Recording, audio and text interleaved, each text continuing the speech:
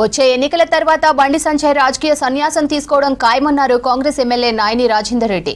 BJP నేతలు కల్లున్న కబోదులన్నారు. BJP అధ్యక్షులు లంచాలు తీసుకుంటూ పట్టుబడ్డ చరిత్ర వారికి ఉందన్నారు.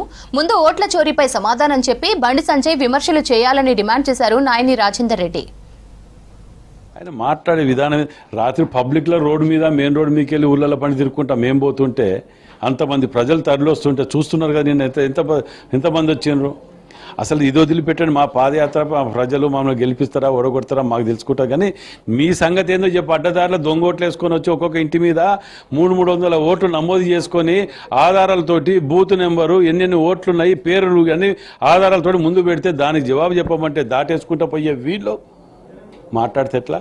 ఇంకా రాజీనామా చేస్తారా, ఇక్కడ ఎలక్షన్లు పెడతారా అంటాను. ఎస్, ఇండియా మొత్తం రాజీనామా చేయొచ్చు, నువ్వు అన్నదానికి కట్టుబడి ఉంటావు. మీరు సన్యాసం తీసుకుంటా, ఎట్లా వచ్చే ఎలక్షన్లు మీరు సన్యాసం తీసుకోవాల్సిందే. ఏదున్నా ఈ 2-3 ఏళ్ళు మీరు ఇది చేయగలుగుతారు, అంతకంటే ఎక్కువ చేసేది లేదు. మీరు ప్రజలు నమ్మే పరిస్థితుల్లో లేరు, మీకు చరిత్ర లేదు, కుల మతాలను అడ్డం పెట్టుకొని పోవటమే తప్ప. ఆఖరికి బీసీ రిజర్వేషన్ల మీద కూడా సమర్థించకపోగా విమర్శించడం అంటేనే ఒక బీసీ బిడ్డగా నిన్ను చూస్తే అసహ్యమేస్తున్నది మాకు. ప్రజలు నవ్వుకుంటున్నారు.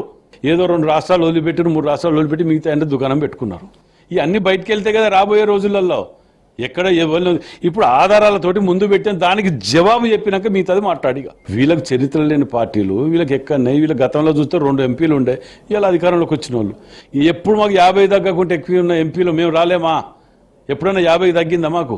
వాళ్ళు ఏంటంటే మాయ మాటలు, కుల మతాలని రెచ్చగొట్టడం, దొంగోట్లు నమోదు చేసుకోవటం, ఇది ఒక ప్లాన్డ్గా పోతున్నారు. కాబట్టి దీన్ని గమనించి ఆధారాలతోటి ముందు పెట్టి కోర్టుకు పోతున్నాం. దీంతోపాటు బీహార్ ఎలక్షన్లో ప్రజలకు పోతున్నాం. రేపు బీహార్ ఎలక్షన్లు తెలుస్తాయి కదా. ఇక బీహార్లో ఉన్న ఓట్లని ముందు పెట్టాం కదా ఈసీ ముందు.